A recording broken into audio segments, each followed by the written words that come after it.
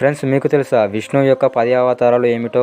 ఆ అవతారాలు మత్స్య, కూర్మ, వరహ, నరసింహ, వామన, పరశురామ, రామ, బలరామ, కృష్ణ మరియు కలికి. ఈ 10 అవతారాలను దశావతారాలు అని కూడా పిలుస్తారు. మత్స్యావతారంలో విష్ణువు చేపగా కనిపించి గొప్ప వరద నుండి మానవులను రక్షిస్తాడు.